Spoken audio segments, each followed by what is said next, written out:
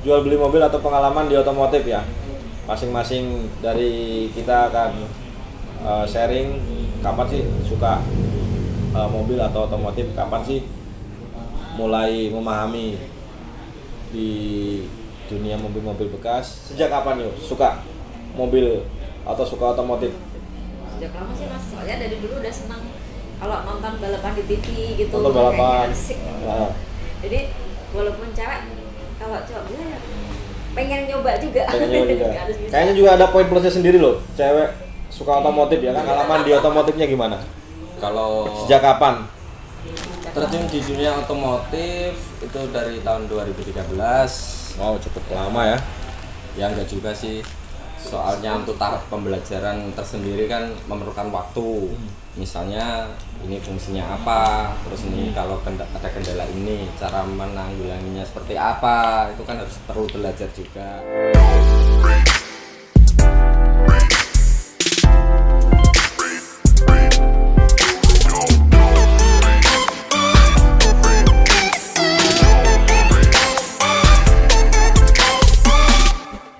Halo, selamat siang para subscriberku. Jumpa lagi bersama saya Hendra Bagol dan beserta teman-teman. Di video kali ini temanya kita akan sharing tukar kawero seputar jual beli mobil maupun seputar mobil modification, ya kan? Pengalaman-pengalaman perawatan, kejadian-kejadian di jalan yang tak terduga ibaratnya. Nah, tapi sebelum kita membahas tentang itu, kita perkenalkan dulu di Hendra Bagol Team. Saya bersama teman-teman nih yang biasanya megang kamera, sekarang ada di depan kamera. Dan ini siapa Mas? Perkenalan dong. Oke, nama saya Dwi dan saya sebelumnya sebagai kameramen yang tidak berpengalaman. Luar biasa. Dan di sebelah saya ada Ayu, pendatang baru, teman baru, relasi baru, mitra baru di Hendra Bagol Channel tentunya. Nanti Ayu ini akan menemani saya, entah itu ada mobil yang memang kita arahnya jual beli, maupun nanti review, maupun nanti pengalaman seputar modifikasi, ya kan? Nah, seperti itu. Jadi konten kita kali ini seputar sharing tukar kawero di dunia permobilan. Ngobrol santai. Don't go anywhere, jangan kalian skip, tonton sampai akhir. Dan buat kalian yang baru nonton video ini, perkenalkan ini kontennya Hendra Bagol di kategori otomotif atau jual beli mobil bekas secara khususnya ya. Dan yang buat subscribe saya ucapkan terima kasih banyak. Budayakan nonton sampai akhir biar tahu apa saja yang kalian tonton nanti.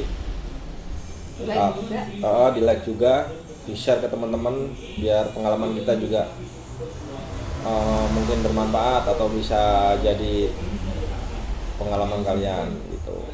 Apa sih? Nah, ambil yang baiknya, ya, buang yang buruknya, simpan aja di rumah kalian masing-masing. Kalau nanti tak edit kata-kata. Nah, pengalaman di mobil itu sendiri memang banyak sekali ya tentunya, apalagi di jalan, entah itu dari mulai ada kendala ya kan. Kata yuk.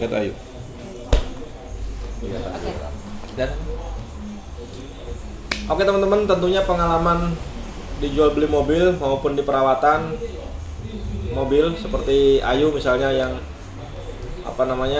sering berkendara luar kota, mungkin banyak pengalaman entah di jalan itu ban bocor ya kan. Pengalaman seperti itu kan kayaknya sangat receh, tapi mungkin para subscriber ini sepele tapi serem ya kan. Coba kebanan atau pecah ban di tengah malam atau tiba-tiba overhead. Tapi amit-amit lah mas. Ya kan, itu gimana sih, ada pengalaman apa aja yuk kamu yuk di tinggalan nih yuk? Kalau pakai City belum pernah.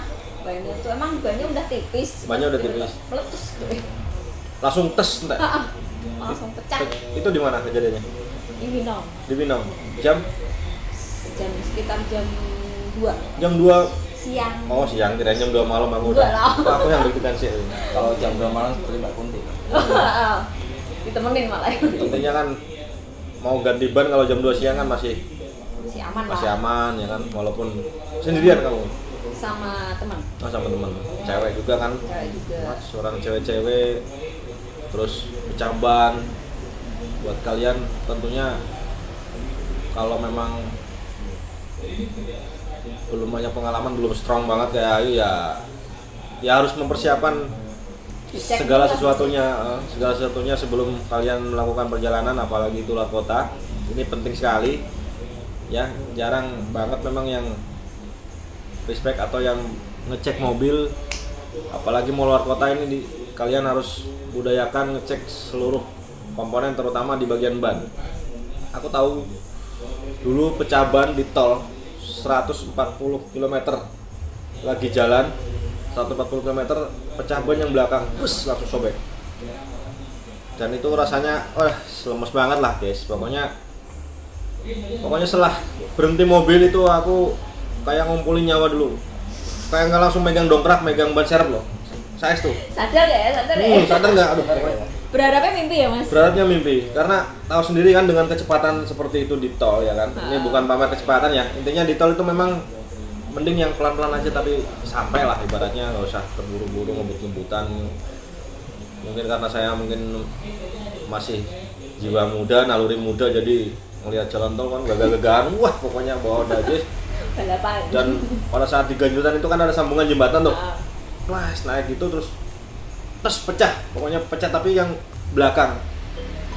Coba kalau ban depan kan, wah walau-walam lah, udah mungkin serem pokoknya. Ya pecah bannya itu bannya udah expired atau emang tipis. Ternyata saya buka ban serep kan, setelah kejadian itu saya buka ban serep, bannya itu kawatnya udah nongol, jadi yang kayak udah benjol gitu loh. Nah itu mungkin yang ban pecah itu indikasinya seperti itu. Dan ketika saya buka ban serep udah ada gitu lagi, otomatis kan yang satu udah pecah, udah sobek. Saya ganti, akhirnya nggak berani kenceng lagi, udah nggak punya ban serep, terus ban yang dipakainya tadi udah benjol juga kan. Pengalaman ya, akhirnya aku nggak berani banter nih. Terus langsung exit tol terdekat, melaku alon-alon sambil muntah ngantuk, udah tutup. Berdoa selamat. Itu pengalaman yang luar biasa menurutku, ngeri pokoknya, ketika sedap lah, deg-degan rasanya, wis lemes itu pas kejadian itu. Nggak kebayang kalau banyak bagian depan. Tapi masih untung nggak di hutan mas. Iya, tapi itu tengah sawah loh, tol itu tengah sawah, jadi nyari bantuan kan harus Susah. Iya susah, harus dilihat kamera dulu baru Jasa marga. Wow. Itu mungkin pengalaman yang paling ekstrim sih. Lain-lain kayak kehabisan bahan bakar di tol ya kan, apalagi tol yang dulu jarak rest areanya masih jauh. Nah awakmu piye guys? Sharing dong biar para subscriber dan para penonton yang baru lihat ini tahu. Ya kalau sekedar pengalaman saya untuk perjalanan jauh luar kota, mungkin kita lebih hati-hati dan cek kondisi, terutama air radiator juga kita harus cek. Apabila airnya kurang kita tambahin, terus apabila mati kita benar. Ya, itu kan Penting itu. mempengaruhi beberapa faktor yang bisa menjadikan mobil overhead ya kan. Ya, extravan. Mungkin kejadian overhead di mana? Kalau kejadian overhead di jalur Pantura aja sih, nggak pernah di tol. Jalur Pantura malahan. Lebih banyaknya itu pada waktu macet panjang. Nah, Jadi mobil berhenti, AC nyala, Nggak itu kuat. beban panasnya mesin itu kan semakin tinggi daripada kita jalan jarak jauh. Nah, lebih tinggi pada saat kita bermacet-macetan. Pas bawa mobil apa tuh? Kalau nggak salah itu ya mobil agak tua sih, ya kan? Pada saat mau ngirim ke lapak sih. Kijang diesel. Oh iya. Kijang diesel itu yang lama itu seringnya extravannya kurang kenceng perputarannya itu. Jadi kendalanya itu mati. nyala. Nyala, extra fan-nya nyala. Cuma itu dia udah lemah. Oh, gitu. Nah, gitu. Dan indikasinya itu paling fatal kalau ada macet. Setelah macet lewat, nah, kita mesti kan agak kenceng aja. Nah, itu temperatur akan naik. Berarti memang kendala pas saat itu Kijang itu extra fan-nya sih mati. Betul, rata-rata extra fan. Nggak dicek pas mau keluar itu belum ketahuan dari Belum ya, Belum, masih nyala. masih nyala. Itu nyala, cuma itu perputarannya kurang maksimal. Oh. Nah, Apa pemakaian ya kan pengaruh usia lah, serapan usia. misalnya seperti ya kipas angin aja, kipas angin. Misalnya extra fan itu maksimalnya perputarannya tinggi. Kalau di kipas angin tinggi kan kita pencet di 3 gitu kan, 3. Itu mungkin kita pencet 3, perputarannya seperti kita pencet angka 1. Jadi nggak bisa maksimal itu, apalagi ada beban AC juga, itu sangat mempengaruhi beban AC. Jadi misal untuk teman-teman atau rekan-rekan yang kena overhead, jangan sampai Ngolet. Ada tuh kejadian yang memang ada yang sampai ngolet. pemakai awal nggak tahu kalau itu tuh Ya. overhead temperatur. Iya. Ya, apalagi untuk para pemula ya. Kadang sekarang temperatur kan ada yang digital. Iya. Nah, yang itu digital. Yang tiba-tiba langsung nyala gitu. Nah, tanpa dia sadari nyala. Wah, untuk pemula ini, wah ini indikator apaan ini? Nah. nggak paham ya Mas ya? Kok merah? Jarang sekali. Mungkin nanti di konten selanjutnya kita pengenalan indikator seperti itu ya di Speedo yang udah digital. Betul. Jadi ini buat set B kalau nggak ditancepin kan ada yang nyala tuh. Sekarang ada yang pakai sensornya bunyi juga. Terus ada indikator pintu, ada indikator temperatur, ya kan? Ya. Mungkin di konten selanjutnya kita bikin edukasi tentang indikator. Ya kan, tentang indikator apa saja yang ada di speedometer. Ya, serta fungsinya itu seperti apa. Nah, apalagi itu. Semakin mudah taunya mobil atau pengeluaran-pengeluaran yang memang terbaru itu fiturnya tambah canggih loh teman-teman. Tambah serba sensor, serba digital. Jadi untuk kalian mungkin penting juga kita akan kasih edukasi di konten saya selanjutnya. Makanya dari itu diklik tombol loncengnya dari sekarang biar tidak ketinggalan. Nah, untuk Ayu sendiri pernah nggak overhead Yu? Pernah. Pakai City ya. Pakai Honda City. Tapi udah tahu ini indikatornya kok nyala, berarti kan memang cepet-cepet lah. Oh, cepet berhenti kan? Cepet-cepet cari bengkel. Itu maksudnya emang dari pengalaman Lebih pengalaman. tahu itu temperatur mau overhead itu gimana? Memang udah tahu sebelumnya kalau itu kan sering searching ke Google. Oh, gitu. Buat apa? Oh gitu. Otodidak ya berarti. Jadi tahu terus sambil tanya, ini kok gini apa? Maksudnya apa dulu?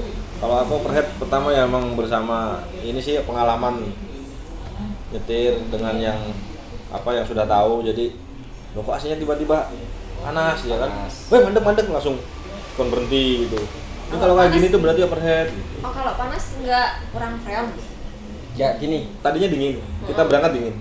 Terus tiba-tiba di tengah perjalanan atau habis kena macet langsung panas. Langsung kita lihat di Speedo ada indikator yang nyala nggak? Kalau overhead itu pasti ada yang nyala seperti indikator HF itu ya. Iya.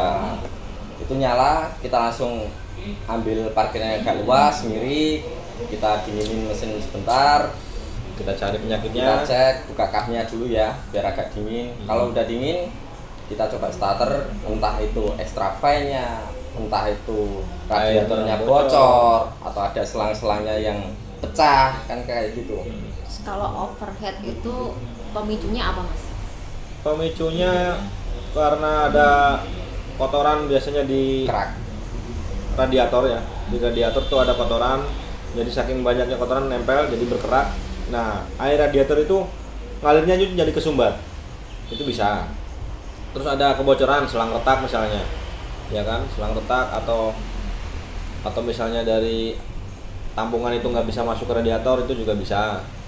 Terus dari extra fan yang tadi masnya pengalamannya overhead bawa Kijang bisa extra fan mati. Gitu. Kalau itu kan yang pemicunya ya. Terus cara kita tahu itu kotor, banyak keraknya dari mana? Nah, Biasanya coba gini, saya jelaskan lagi ya. Untuk mengetahui radiator itu kotor, ada keraknya, biasanya setelah overheat itu kita dinginin. Misal tahu overheat kok diterusin, ya itu nekat, mesinnya nanti bisa fatal, mulai akibatnya fatal. Kalau indikator baru nyala, kita ngiris bentar, kita dingin mesin. Setelah dingin kita cek radiatornya, airnya masih atau enggak. Misalnya airnya itu tenang masih full, terus di tampungannya itu masih di batas maksimal semua, itu ada indikasi. Yang pertama, pada saat kita perjalanan jarak jauh, kita menyalakan AC juga kan, extra fan AC mati, itu bisa overheat. Nah itu.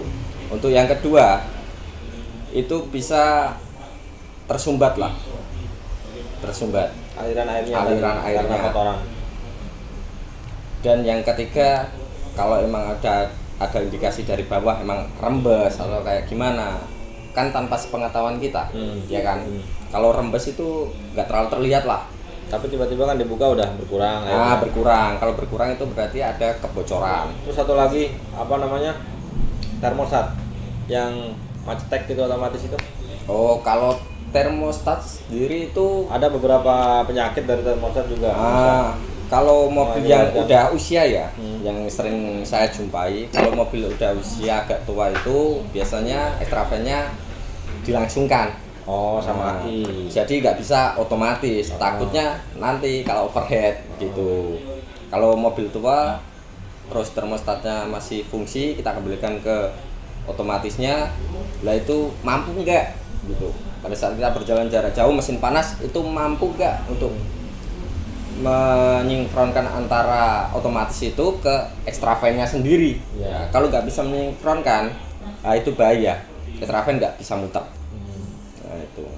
Kalau khususnya untuk mobil tua, misalnya dari bawaan otomatisnya masih bisa, ya nggak apa-apa. Kalau udah nggak bisa, kita langsungkan aja. Kalau dilangsungkan kan, ya fan-nya itu kan dilangsungkan. Ya, extra fan itu kalau dilangsungkan pas saat kita start kontak aja ya, belum dinyalain mesinnya, itu kipas sudah nyala.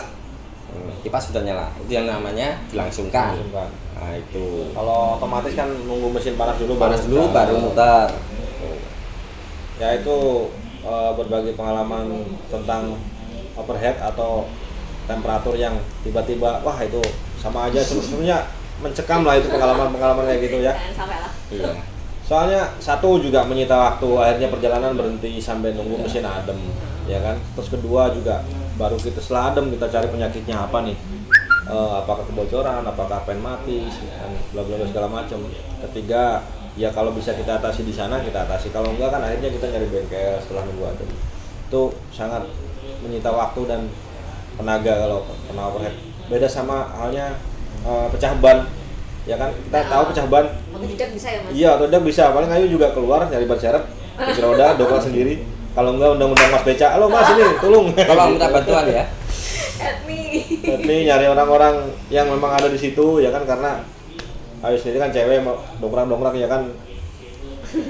Ada yang kuat buka kunci rodanya itu, ada yang nggak kuat, ada yang kencengan seperti itu. Itu di pengalaman kita di jalan raya ya, entah itu pecah ban, overheat, atau kalau nyenggol dikit atau kesundul motor pernah. Janganlah. Misalnya jangan sampai sengantuk-kantuknya itu mending istirahat dulu kan, mending hati-hati ya kan. Nah sekarang kita berbagi pengalaman seputar jual beli mobil bekas, ya kan, di seputar jual belinya ini, karena basicnya memang kita ini jual beli, ya kan, tentunya tidak luput dari pengalaman yang kita sebutkan tadi di jalan, entah itu pecah ban atau entah itu kendala yang lainnya lah, ibaratnya entah itu rem yang tiba-tiba nyeplos, ya kan, banyak sekali pengalaman itu. Dan sekarang kita di jual belinya. Oke, setelah tadi kita berbagi pengalaman di jalan tentang overheat maupun pecah ban, sekarang kita coba pengen alih topik. Kita akan coba alih topik ke pengalaman jual beli mobil atau pengalaman di otomotif ya. Masing-masing dari kita akan sharing kapan sih suka mobil atau otomotif, kapan sih mulai memahami di dunia mobil-mobil bekas ya, sampai mobil yang memang, karena secara garis besar semua jenis mobil itu apa di Indonesia sendiri banyak sekali ya, banyak banget. Nah itu tentu saja kan ada yang kita sudah tahu, misalnya saya tahu, dia belum tahu, dia tahu, dia tahu, saya belum tahu, dia belum tahu, ya pokoknya seperti itulah, saling melengkapi, tukar saling kabar, melengkapi. saling melengkapi. Nah sekarang saya tanya pertama ke Ayu dulu, sejak kapan yuk suka mobil atau suka otomotif? Sejak lama sih Mas, soalnya dari dulu udah senang kalau nonton balapan di TV gitu, Nonton balapan. kayaknya asik. Nah, Jadi walaupun cewek, kalau cowok ya pengen nyoba juga. pengen nyoba juga. Nggak harus bisa. Kayaknya juga ada poin plusnya sendiri loh, cewek suka otomotif ya kan? Jadi seneng kalau lihat balapan, terus naiknya gini, oh dengan teori kayak gini kayaknya tuh asik. Jadi terus pengen terjun kayak gitu, gimana ya rasanya? Gitu. Memang menurutku juga ada poin plus sendiri ketika cewek itu hobinya tuh nyeleneh atau otomotif tuh kan, stigmanya orang kan otomotif itu kebanyakan cowok ya kan. Nah gitu. Jadi memang good sih, bagus. Awalnya dari sering-sering nonton balapan itu. Udah dari lama sih. SMA mungkin. Udah dari kecil. Dari sebenarnya. kecil malah. Senang nonton kalau naik kencang gitu. Terus lihat film yang apa sih, pembalap tahu ya? Pembalap tahu. Apa sih? Itu kan asik tuh. Apa sih? Inisial D. Oh. Dari situ juga terus jadi semakin seneng banget sama otomotif. Awal mula mengendarai sendiri lah, ibaratnya bawa mobil sendiri. Aku sih 2015. 2015 itu udah antar kota aja atau langsung cus luar kota? Antar kota. Antar kota dulu. Kalau sampai luar kota sih 2019 ya. 2018 akhir Pak. Itu di otomotifnya di bagian modifikasi sama cara teori. Suka nonton ngedrift juga, cuman kalau Ngedrift. untuk belajar takut. Boleh nanti kan. Boleh nanti drift yang kita shoot ya kan. Konten-konten selanjutnya ayo ngedrift Mak. Masuk tuh. Belum siap, Om. Kita tinggal cari lokasinya aja sama itunya. Kalau lokasinya biasanya di PRPP lah. PRPP. Latihan. Oh. Untuk drag sama drift kan di situ jadi satu. Nyalinya belum ada. Nyalinya belum ada, tapi nontonnya suka. Kalau nontonnya suka, Tapi seneng nggak banget. tapi nggak menutup kemungkinan nanti pengen terjun ya kan, pengen nyoba Horor. rally nanti, oh cues gitu kan, bagus. Aku dewe wedi Mas. Rawani lah, lanang rawani aku ngedrift. Pada baik. Pada baik. Cuma Terus kalau metik pas dipakai ngedrift kayaknya kurang ini ya Mas. tapi Kurang bisa. maksimal, kurang maksimal. Kurang maksimal ya. Tapi bisa ya metik ya buat ngedrift. Iya, sih, tergantung dari orang yang senior tanya sama Masnya ya. Oh gitu. Saya nggak bisa kalau ngedrift. Nggak bisa ngedrift. Nggak bisa. Kalau Ngedrift. ngedrift Ya, gini, kalau kita ngedrift ya pada tempatnya. Kalau misalnya kita emosi di jalan, waktu membahayakan pengendara ya lain. intinya kan sekedar untuk menyalurkan hobi, bukan untuk gagah-gagahan di jalan ya. Karena maksudnya itu memang olahraga, sport ya, untuk ngedrift maupun rally itu kan maksudnya kan ke olahraga. Uji adrenalin Mas. Uji adrenalin, bukan untuk ganteng-gantengan buat untuk gagah-gagahan emosi di jalan terus skillnya dikeluarin kan. Satu misal contohnya gini, orang yang suka karate aja itu untuk pertahanan diri ketika tertekan ya kan. Nggak harus tiba-tiba wah pamer di jalan misalnya senang karate langsung emosi dikit langsung terus kan, nggak juga kali. Begitupun mobil kan gitu. Begitupun ngedrift maupun rally ya. Itu ada tempatnya dan ada pelatihnya mungkin khusus, tapi bukan aku ya, aku nggak tahu, nggak bisa loh aku. Ojo. Nah sekarang Mas Dwi, pengalaman di otomotifnya gimana? Kalau Sejak kapan? terjun di dunia otomotif itu dari tahun 2013. Wow cepet lama ya. Ya enggak juga sih. Soalnya untuk tahap pembelajaran tersendiri kan memerlukan waktu. Misalnya ini fungsinya apa, terus ini kalau ada kendala ini cara menanggulanginya seperti apa, itu kan harus perlu belajar juga. Dan saya juga ya sharing sama teman, misalnya kurang paham, ini pembenahannya kayak gimana. Nah, kayak gitu. Dan lebih banyak pengalaman kayaknya kalau sampean ini. Oh, enggak juga sih, Mas. Karena menurut histori yang saya dengarkan setiap hari, dia ini juga pernah luar kotaan bawa kol diesel. Wah, itu Ya dulu ngeri. sebelum saya terjun di jual beli mobil, sebelumnya emang megang truk. Ya, luar kota. Kamu tahu truk Lombok yuk? Cabe. Setuju. Nah, bawanya seperti apa kan? Tahu di jalan tol itu aja di Pantura. Adrenalin juga. Oh, macu adrenalin tuh langsung saja. Itu Seperti balapan. jam. Tapi kan memang balik lagi karena profesi, Ya, bukan karena betul. memang gagah-gagahan kebut-kebutan enggak. Nah, Itu ada target ya. Dari tuntutan kerja, tuntutan jamnya harus nyampe sana. Dan misal untuk pengalaman ya, sekedar pengalaman. Untuk dulu saya nyetir truk waktu dapat muatan Lombok itu kan karena tuntutan. Bukan karena dari ego saya sendiri, enggak. Tuntutan sampai sana harus jam segini misalnya. Nah, soalnya satu biasanya rata-rata orang itu bilangnya cepet busuk, enggak. Ternyata enggak. Itu di sana kalau kita sesuai jamnya, dia bisa jual barang yang saya bawa itu, muatan cabai itu bisa dijual lagi. Oh. Soalnya barang yang saya bawa itu misalnya cabai belum kebeli lah ibaratnya. Nanti di sana ada calonnya tersendiri, ada yang ngarahin, ini yang pesen lapak sana. Intinya Udah ada yang mengondisikan. tuntutan pasar ya kan. Iya. Kalau betul. telat pasarnya udah hilang. Iya. Nggak laku ibaratnya gitu. Ya betul. Ya Susah barang banget. tetap diterima. Pasti kita dikomplain lah. Dikomplain. Nggak tepat waktu. Wah ini supirnya baru. Wajarnya gimana gitu. Bagus. Itu wah luar biasa supir truk itu.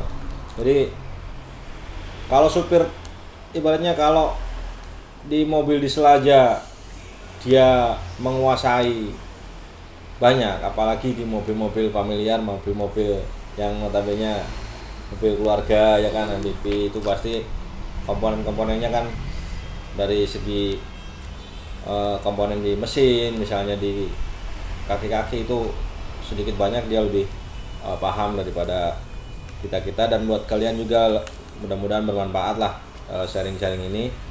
Karena sharing itu penting ya. Sharing itu penting Penting. karena gimana ya, di satu sisi kita sudah memahami, tentu saja banyak hal di luar sana yang kita belum tahu gitu. Soalnya saya sendiri memang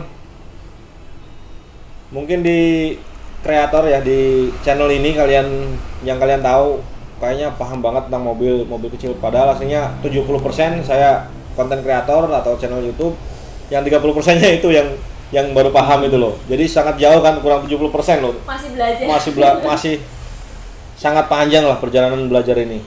Yang penting kita percaya diri. Yang penting kita percaya diri, terus ada sesuatu yang memang kita sampaikan ke penonton, ke subscriber, ya kan? Itu saja sih poinnya. Saya juga baru tahun kemarin malah di apal-apal mobil kayak gitu, mendalami mobil. Ya dari Mas Hendra sendiri ini sejak tahun berapa atau sejak kapan mulai terjun di dunia permobilan atau dunia otomotif? Di permobilan ya, di permobilan dulu saya juga pernah bawa engkel. Kalau sampean kan kalau diesel ban double, saya engkel yang ban satu belakangnya itu 2015, 2 tahun berjalan terus pindah, akhirnya satu kejadian bawa mobil kecil Grand Max gitu kan, Grand Max Itu pertama kali naik mobil Ya. yang dinaik itu ya. itu malah engkel, truk yang bannya satu. Kalau Mas ini kan Ban double, 4 seperti mobil. ban 4 seperti mobil biasa lah kalau engkel. Itu pertama kali itu, terus mobil kecilnya Grand Max, akhirnya merambah ke Avanza dan lain-lain, terus kok seru ya. Maksudnya tambah ini kok tambah enak gitu kan. Mobil biasanya bawa engkel, bawa truk gitu kan, terus tiba-tiba bawa nyaman yang memang ada AC-nya gitu-gitu. Itu 2018 akhirnya saya juga mendalami tipe-tipe juga. Kok ini beda ya, naik ini kok kok beda gitu kan, entah itu fiturnya, entah itu bagian bannya kok peleknya kaleng. Akhirnya saya mulai mendalami perubahan-perubahan itu apa saja, mulai tahun berapa. Saya seringnya googling, otodidak juga, sama memang ikut saudara yang memang lagi cari mobil gitu, saya diajak, terus dikasih tahu ini kalau tahun segini masih gini-gini. Jadi dari situlah 2018 sampai sekarang alhamdulillah, dan mungkin seterusnya ya yang kita harapkan ada pesan-pesan penting yang memang buat yang belum tahu. Balik lagi, kalau yang sudah tahu silahkan ditambahkan di kolom komentar buat meramaikan, dan insya Allah kita akan menjawabnya satu persatu dan kita akan menanggapinya komentar-komentar kalian dengan positif tentunya. Itu berbagi sharing di kolom komentar kan seru buat teman-teman yang belum tahu, baca komentar akhirnya paham gitu. Kalau mau main ke sini juga bisa ya Mas? Kalau mau main ke sini juga bisa. Di mana Bayu? Mobil. sambil langsung praktek ya kan. Mas kok mobil ini kayak gini gitu, langsung praktek. Siapa tahu ada yang minat. Alamatnya Ditulis aja nanti. ditulis aja di bawah ini, ada di deskripsi, ada di Kabupaten Kudus, Kecamatan Kota, Jalan Hos Cokroaminoto, Melati Norwito, Gang 3. Rizky Motor, cari aja di Google Map. Strategis tempatnya. Di jalan. Nanti kalau lo kok sampai sini Mbak Ayu nggak ada, gimana yang di konten itu gimana? Nah, alternatifnya kalian bisa DM juga Instagramnya Ayu_DW87 yang saya cantumkan di deskripsi nanti ya. Saya kira itu. Potong nih. Saya kira itu konten kita kali ini, sharing seputar pengalaman kita seputar mobil dan otomotif bersama tim dari Hendra Bagol Channel. Ada Mas Dewi yang biasa di belakang layar, Sekarang di depan layar. Dan ada Ayu juga. Ada Ayu yang pendatang baru, sekaligus ini menjadi perkenalan buat kalian para subscriber. Mudah-mudahan kedepannya selalu ada di channelnya Hendra Bagol ya, sebagai host yang memang saya kira udah ada pengalaman, udah banyak pengalamannya di jalan maupun di mobil ya kan. Mudah-mudahan kedepannya bisa terus ini ya, berkontribusi ya di channel saya ya, di Hendra Bagol. Amin. Oke, terima kasih yang sudah nonton sampai akhir. Saya doakan rezekinya banyak, melimpah, berkah, barokah. Dan tentunya sebagai penutup, jangan lupa di subscribe. Wassalamualaikum warahmatullahi wabarakatuh. Waalaikumsalam. Dadah.